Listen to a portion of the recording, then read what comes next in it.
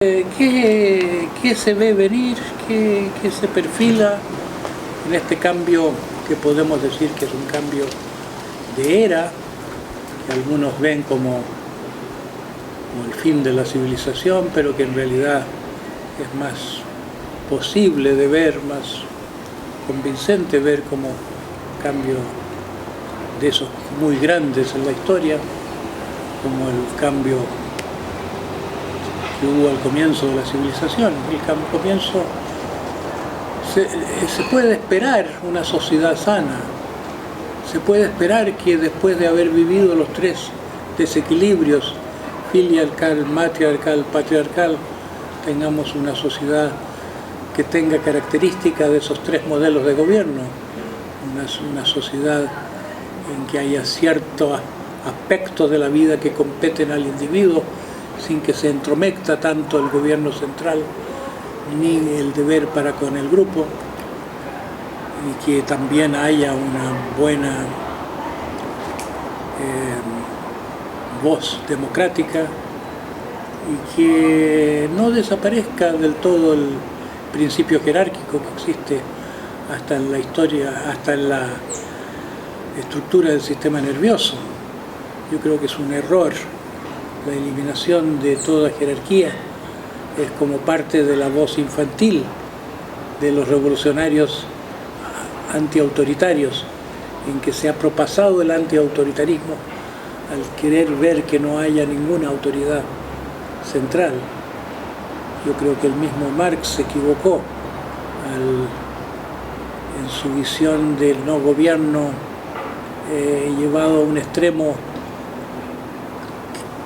que dejaba al mundo sin administración. Por ahí tuvieron que meterse otros lobos vestidos de cordero. Se ve que está ocurriendo ya todo eso. Se ha hablado de una civilización empática. Rifkin ha escrito un grueso libro sobre eso. Se ha hablado sobre la disminución del poder en el mundo. Moisés Naim, ministro de Fomento de Venezuela, escribió sobre eso. Interesante personaje que es parte del Club Bilderberg también.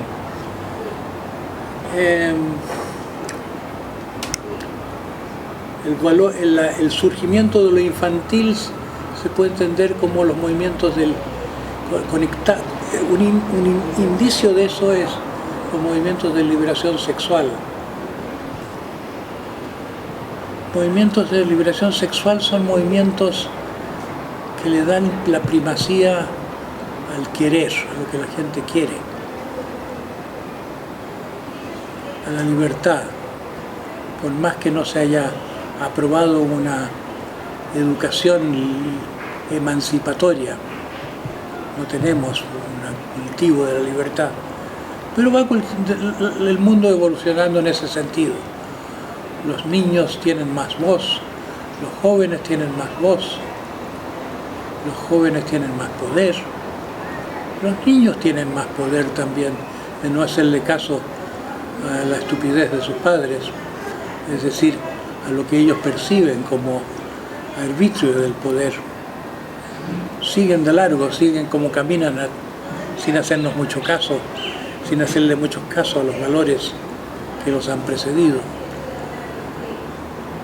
Y yo creo que hay un cierto peligro en esta infantilización del liderazgo que puede surgir como un propasarse en lo antiautoritario. Lo válido de nuestro tiempo, tanto como en los movimientos de liberación sexual, es lo válido de la validación de la búsqueda. Así como ocurrió en los años 60 en California, que la búsqueda se puso al centro de todas las cosas. Fue lo más valorado por la nueva cultura. Hoy en día pareciera que está surgiendo una mayor aprobación del sistema hacia la búsqueda y un liderazgo también más sensible a esa indagación de lo desconocido, que es como el growing tip, como dicen, la cresta de la ola del desarrollo humano.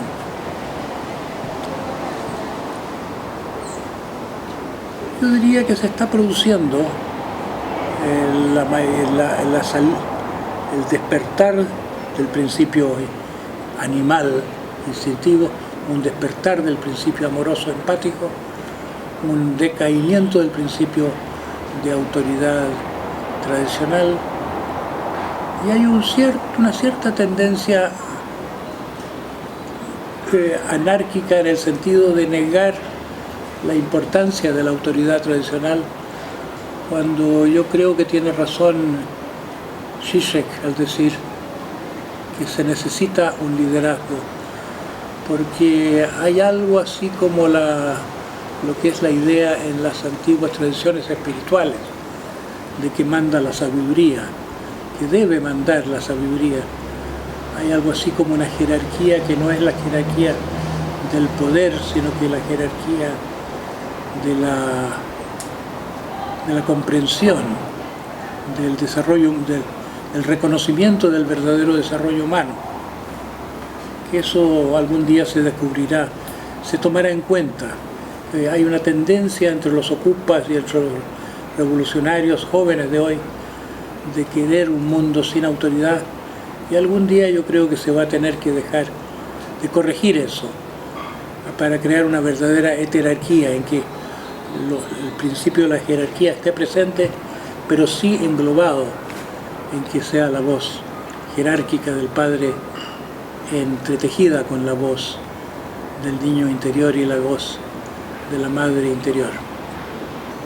¿Cómo se puede combinar este tema de las grandes fuerzas sociales, de los grandes modelos políticos, con el dinero? Estamos en un mundo en que el poder es dinero principalmente, y entonces el poder manda.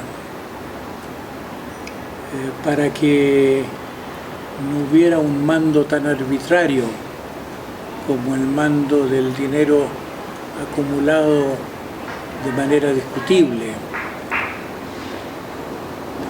porque aunque en principio haya en la vida algo que equivale a eso de que para hacer oro hay que tener oro, eso se pervierte, ese principio, por el hecho de que la violencia genera un poder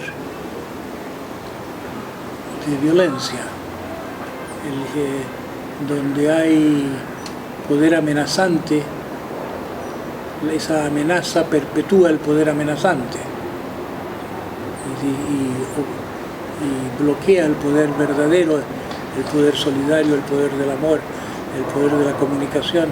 Se ven limitados por el poder violento, que es el poder patriarcal, el poder agresivo. El poder materno es el poder de la cooperación, el poder solidario. Colinda con ese poder, que en este momento yo diría que es el poder especulativo. Los grandes dineros que se hacen con mucho dinero son los dineros que tienen relación con la bolsa. Es un juego permitido por los gobiernos. Si los gobiernos pudieran gobernar, si los gobiernos tuvieran poder de legislar independientemente del dinero en el medio del cual viven, los gobiernos deberían prohibir el casino de la bursátil. Debería prohibir que se pueda apostar futuros, que se pueda apostar toda clase de asuntos que no tienen que ver con la producción. El poder de los deseos, el poder del hambre, el poder del deseo de saber, el poder del deseo de realizar las propias potencialidades, de tener una vida de calidad. Es un deseo que tiene muy limitado poder en un mundo empobrecido.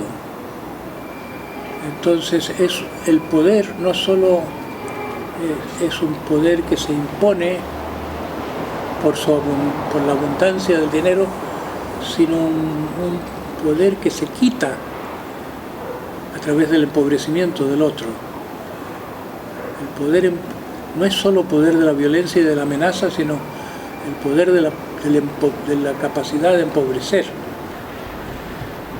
Entonces, en esta situación en que el poder del dinero manda sobre todo, ¿cómo podría alterarse? ¿Cómo podría cambiar el balance del poder? Y yo no lo sé, pero se me ocurre que, como es la comunidad humana la que legitima y deslegitima todo, y hasta los imperios más potentes han caído por deslegitimación, en último término es el Vox Populi el que va a desempoderar el dinero, no solo va a desempoderar la política de los gobiernos supuestamente representativos, pero para nada representativos de la ciudadanía ni de la comunidad mundial. Es como que lo que hace falta es algo así como una federación del mundo para hacerse oír, para hacerse sentir. ¿Cómo va?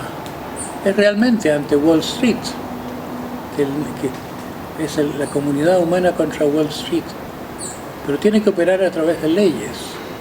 Las leyes son en este momento de los gobiernos, a menos que caigan los gobiernos nacionales, y el mundo de futuro probablemente será un mundo regional, un mundo de comunidades más pequeñas, donde es más fácil el funcionamiento democrático, como en la Grecia antigua.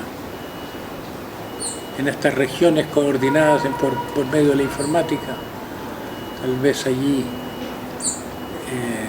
se encuentre la solución a este poder excesivo del dinero, que es como el poder de un cuento de hadas,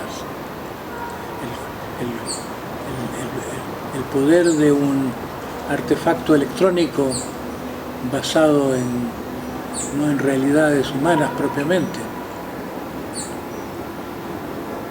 en el juego, que es algo semejante, así como se solía prohibir el juego en ciertas ciudades, ciertos casinos, a menos que fueran del Estado, a menos que sus rentas fueran controladas. Se va a tener que legislar en algún momento, pero ¿quién va a legislar por el mundo? ¿Quién va a representar al mundo, a la comunidad internacional, frente a un poder tan grande como el de Wall Street? Probablemente termine siendo una iniciativa más, una organización no gubernamental, con esa causa muy bien estudiada, con las leyes muy bien estudiadas que puedan aplicarse en todas partes donde haya gobiernos o que tengan una validez que limite la Organización Mundial del Comercio, y a través de eso a Wall Street.